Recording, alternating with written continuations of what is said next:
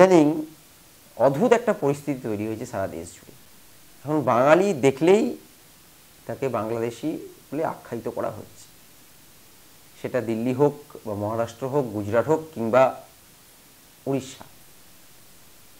কিন্তু সমস্যা হলো, এ তো ছিলই এতদিন, তারপরেও নতুন একটা সমস্যা এসে যোগ হলো। সেটা হলো মানে বাঙালি, আবার সে যদি হয় মুসলমান, সঙ্গে সঙ্গে তাকে রোহিঙ্গা বলে দাগিয়ে দাও।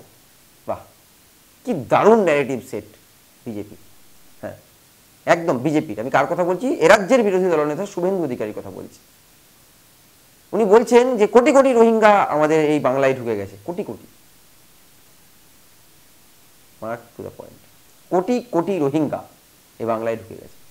আচ্ছা, একটু এবার রোহিঙ্গা সম্বন্ধে একটু বিস্তারিত জানি। এই রোহিঙ্গা সারা পৃথিবীতে 20 লক্ষ মানুষ, তারা মূলত বাস করতেন মায়ানমারের রাখাইন প্রদেশে। 20 লক্ষ রোহিঙ্গা। তো আজ থেকে প্রায় 20 বছর, 18 বছর, 20 বছর আগে একটা গণহত্যা হয়।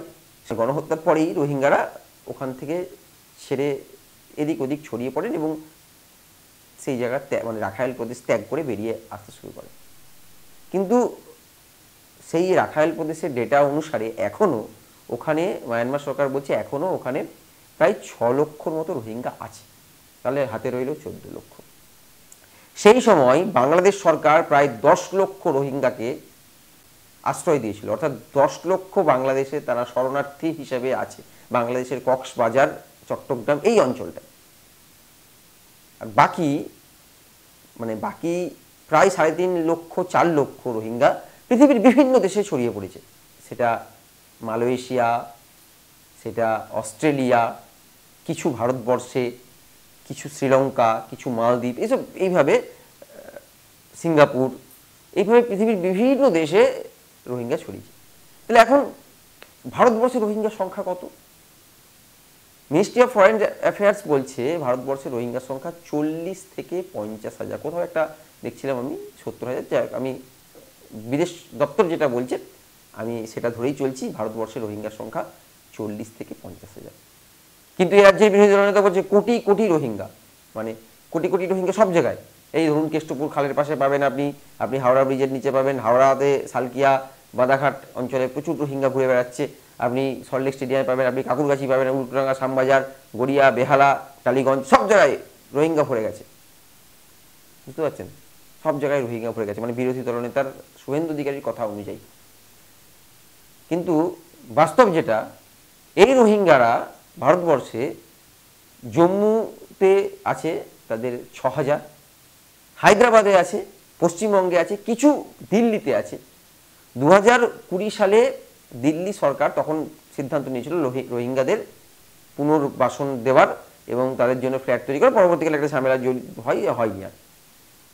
তো এই সময় হঠাৎ করে কোনো মুসলমান, সে যদি বাংলা বলতে পারছে, যদিও রোহিঙ্গাদের মুখের ভাষা বা মাতৃভাষা প্রধানত বাংলা নয়, কিন্তু জানি না কীভাবে কি আমাদের বিরোধী দলনেতার মনে হচ্ছে যে মুসলমান এবং সে বাঙালি, তাকে রোহিঙ্গা বলে দাও, তাকে রোহিঙ্গা বলে দিচ্ছে।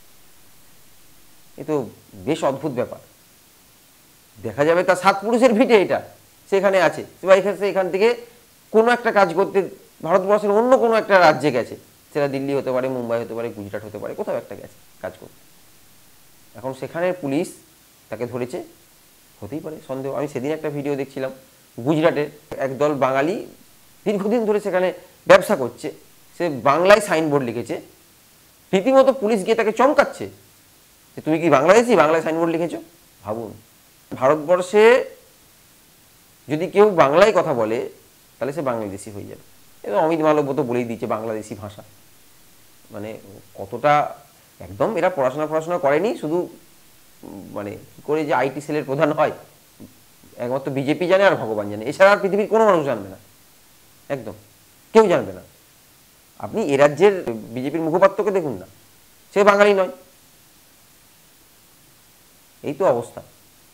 বাংলার মুখপাত্র সে বাঙালি নয়, তার বাংলাগুলোও ভালো করে স্পষ্ট বাংলা বলতে পারে না। নামের পিছনে একটা তিওয়ারি যোগ আছে, ভেরি গুড, সে বিজেপির মতো কাজ করছে, করুক। কিন্তু সব কিছু তো একটা সিস্টেম আছে। এইভাবে মুসলিম দেখেই বা বাঙালি মুসলিম দেখলেই বা বাঙালি দেখলেই তাকে তো রোহিঙ্গা বলে দেওয়া যায় না।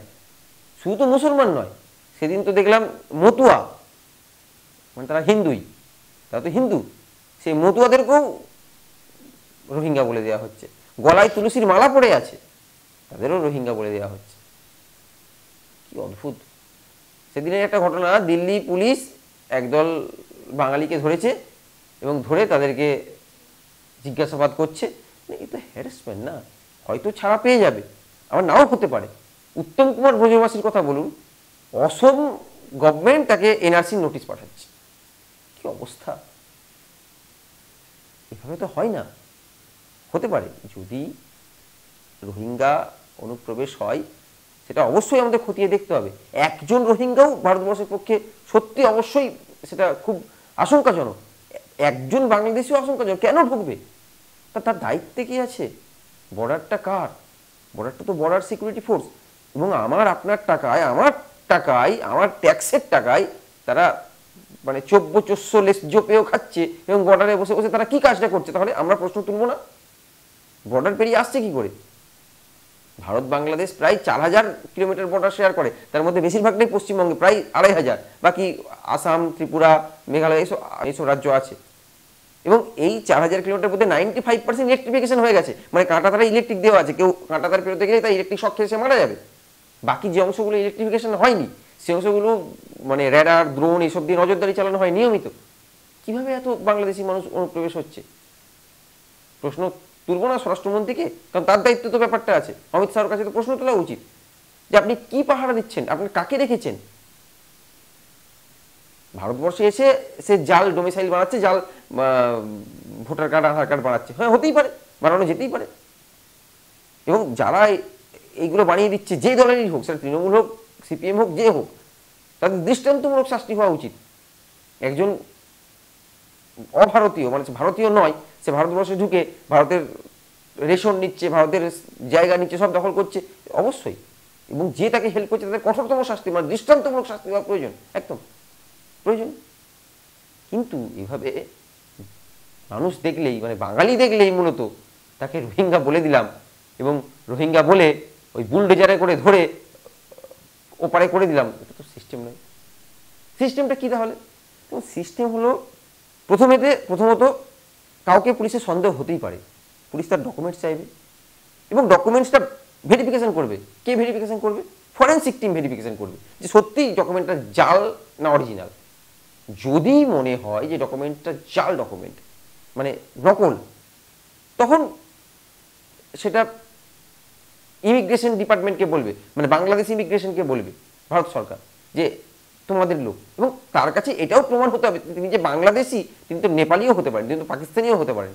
হ্যাঁ, ভাষা শুনে মনে হচ্ছে বাংলাদেশি। একটা লোক তো বিভিন্ন ভাষা শিখে থাকতে পারে, একজন পাকিস্তানি তো বাংলা ভাষা শিখেও থাকতে পারে। ভাষা শেখাটা এমন বিরাট বড় কোনো ব্যাপার না। তার কাছে ধরতে হবে তার কাছে বাংলাদেশের কোনো ডকুমেন্টস আছে কিনা, তবে না প্রমাণ করতে পারবো। তারপরে এই দেশের সরকার সেই দেশের সরকারকে জানাবে ব্যাপারটা এবং তাকে ফেরত দেওয়া হবে। এইটা সিস্টেম। হঠাৎ করে, কারণ এই মুহূর্তে ভারতবর্ষে পুরোটা কোলাপস করে গেছে। না ফরেন্সিক টিম আছে ঠিকঠাক কাজ করছে, না কোনো কিছু কাজ করছে, না বিএসএফ তো কী করছে, কীভাবে ঘুমোচ্ছে কিনা জানি না, এত লোক, মানে কোটি কোটি রোহিঙ্গা ঢুকে যাচ্ছে। মানে কীরকম ভাবুন, শুভেন্দু বলছে যে কোটি কোটি রোহিঙ্গা ঢুকছে, তোর সরকার তো ক্ষমতায় আছে, অমিত শাহকে প্রশ্ন কর যে তোমার লোক কি করছে, ঢুকছে কি করে কোটি কোটি রোহিঙ্গা? তাহলে আমরা ট্যাক্সের টাকা খরচা করে, আমাদের টাকা খরচা করে ওদের পুষবো কেন? বিএসএফ রাখারই প্রয়োজন নেই। বিএসএফ থাকা সত্ত্বেও যদি কোটি কোটি রোহিঙ্গা ঢুকে যায় প্রতিদিন, প্রয়োজন নেই তো বিএসএফ রাখা। এখন যদি ঢুকে তাদের তো পাঠানোর একটা সিস্টেম আছে। আমরা কি দেখেছিলাম ডাঙ্কি সিনেমাতে, যে অনেকে ডাঙ্কি প্রসেসে পৃথিবীর ওই ধরনের দেশে পৌঁছে যাচ্ছে। তো সেই সরকার যখন ধরে ওইভাবে হঠাৎ করে তাকে ফেলে দেবে নাকি গিয়ে? তার তো একটা প্রসেস আছে সেভাবে তাকে ফেরত দেওয়ার। তো সেই প্রক্রিয়াতে ফেরত, আসলে ভারতবর্ষের বললাম তো পুরো সিস্টেমটাই কোলাপস করে গেছে, কিচ্ছু নেই। কয়েকদিন আগে যে কত লোককে ফেরত দিল, তারা হাইকোর্ট করে, হাইকোর্টের নেতৃত্বে হাইকোর্ট বলে না এরা ভারতীয়, আবার ফিরিয়ে আনতে হলো। মুখটা পুড়লো তো বিদেশের কাছে বা বাংলাদেশের কাছে ভারতের। পুরলো কি পুরলো না মুখটা? এতে কি দেশের সম্মান বৃদ্ধি হলো বিরাট? ক হাজার রোহিঙ্গা আছে এখানে, আছে 5-7 হাজার আছে, কিন্তু যে কোটি কোটি লাখ লাখ রোহিঙ্গা প্রবেশ করে গেছে, আসলে শুভেন্দু অধিকারীর কাছে কিছু নেই। আর এই অভয়ের মা বাবাকে নিয়ে রাস্তায় বেরিয়েছে, এবার আর তো কোনো নেই কিছু, কিছু তো বলে একটা টিকে থাকতে হবে। মুখের ভাষা দেখেছেন তো, একটা বিরোধী দলনেতার পরিচয়, মুখ্যমন্ত্রীর পরের পদ বিরোধী দলনেতার মুখের ভাষা, ছি ছি ছি, লজ্জা লাগা উচিত। বিজেপি একেই বিরোধী দলনেতা বানিয়ে রেখেছে। আগামী দিন দেখা যাবে কি হবে। এখন ভালো থাকবে, আজকের মতো এটুকুই। বাংলাদেশে চলে যা, চলে যা, বাংলাদেশে চলে যা, চলে যা, বাংলাদেশে চলে যা। আল্লাহ মমতা প্রাক্তন করব, তোর ভাইপোকে জেলে ঢুকাবো, আর মনোজ বার্মাকে, ওই মনোজ বার্মাকে যেখানে ঢুকালো সেখানে ঢুকাবো।